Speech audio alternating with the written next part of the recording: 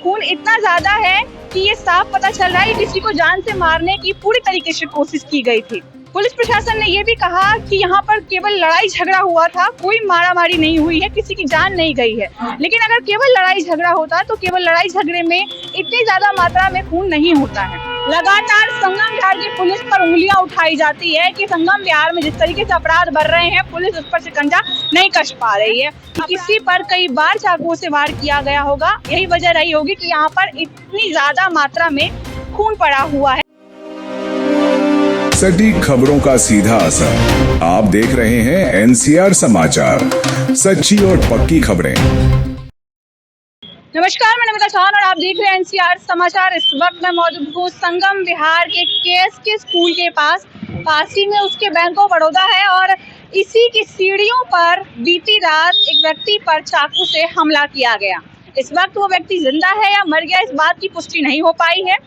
Police यहाँ पर आई, crime branch की टीम यहाँ पर आई, बॉडी को उठाकर ले गई। उस व्यक्ति में सांसें बची है या नहीं, इस बात की पुष्टि अभी तक नहीं हो पाई है, क्योंकि पुलिस प्रशासन की तरफ से भी इस पर कोई बयान अभी तक जारी नहीं हुआ है। लेकिन जिस तरीके से सीढ़ियों पर खून दिखाई दे रहा है, खून के धब्बे दिखाई दे रहे हैं, उसके बाद केएसके की सीढ़ियों के बाद जो बैंक ऑफ बड़ौदा है उसके बाहर जिस तरीके से खून पड़ा हुआ है, उससे यही मालूम चलता है कि किसी पर कई बार चाकुओं से वार किया गया होगा। यही वजह रही होगी कि यहाँ पर इतनी ज्यादा मात्रा में खून पड़ा हुआ है और खून इतना ज्यादा है कि ये साफ पता चल रहा है कि किसी को जान से मारने की पूरी तरीके से कोशिश की गई थी।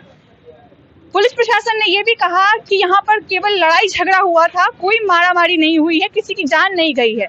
लेकिन अगर केवल लड़ाई झगड़ा होता तो केवल लड़ाई झगड़े में इतनी ज्यादा मात्रा में खून नहीं होता है और ना ही क्राइम ब्रांच को आना पड़ता है। यहाँ पर जिस हिसाब से ब्लड पड़ा हुआ है उसको देखकर यही लगता है कि किसी को जान से मारने की कोशिश की गई थी। उस व्यक्ति जिंदा है या नहीं, इस बात की पुष्टि अभी तक नहीं हो पा रही, क्योंकि पुलिस प्रशासन इस पर कोई बयान नहीं दे रही है। दूसरी चीज मैं आपको बता दूं, इसकी वजह से आज बैंक भी बंद है। पुलिस ने अपना दिल्ली क्राइम का पट्टा लगा दिया था, चारों तरफ से एरिया को घेर दिया था। ऐसा लग रहा है कि जैसे आज ही हुआ है।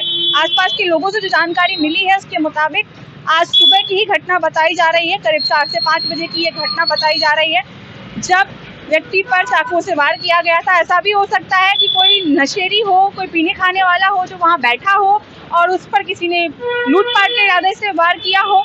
ऐसा भी हो सकता है कि किसी की आपसी रंजिश रही हो, आपसी दुश्मनी रही हो और मौका पाकर उसने उसे मारने की कोशिश की हो। उसके बाद वो जहां जहां भागा वहां खून के धब्बे उसके नजर आ रहे, क्योंकि खून का धब्बे खून जो है वो केवल एक ही जगह पर नहीं है। मैं आपको बता दूं, करीब 2 से 3 मीटर के एरिया में खून बहुत सारा पड़ा हुआ है और इसे पुलिस प्रशासन केवल मामूली सा लड़ाई झगड़े का नाम दे रही है, जो कि बिल्कुल गलत है। क्योंकि जिस हिसाब से यहाँ पर लोग जानकारी दे रहे हैं उसके मुताबिक यहाँ पर मर्डर हुआ है और अगर वो व्यक्ति जिंदा है तो उसे मारने की कोशिश की गई है।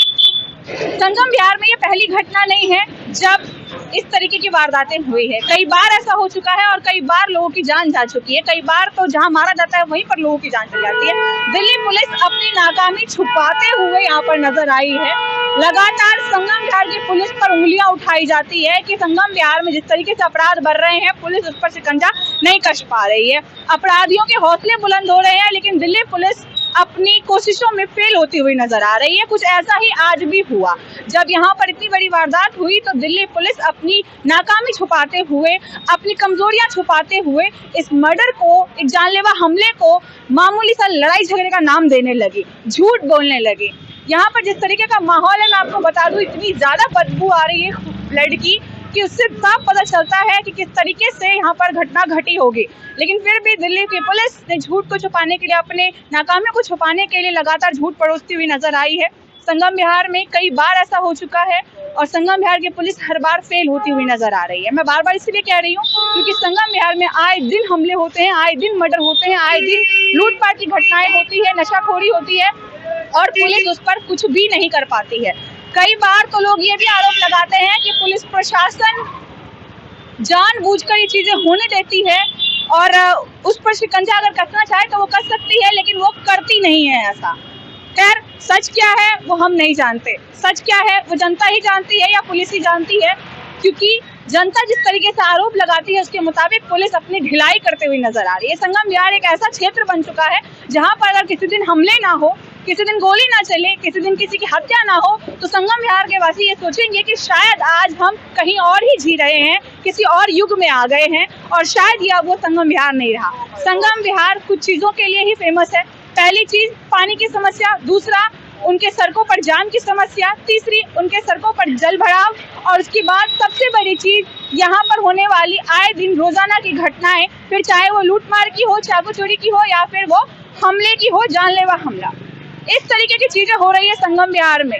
एक अम्बेडकर नगर थाना है जहाँ के एसएचओ को अवार्ड दिया गया था क्योंकि उन्होंने अपने क्षेत्र में क्राइम रेट 0 कर दिया था, लेकिन यहाँ पर इतने एसएचओ आए, इतने एसएचओ गए, लेकिन आज तक संगम विहार में अपराध पर शिकंजा नहीं कसा जा सका। अपराधियों के हौसले आज भी बुलंद है, नशाखोरी आज भी होती है, हमले आज भी होते हैं, मर्डर आज भी होते हैं, और हमेशा पुलिस इन चीजों को दबाने के लिए, छुपाने के लिए झूठ बोलती रहती है। खैर, आगे इस मामले में जो भी अपडेट होती है हम आपको लगातार देते रहेंगे, तो बने रहे हमारे चैनल एनसीआर समाचार पर। मैं आपके साथ नमिता चौहान।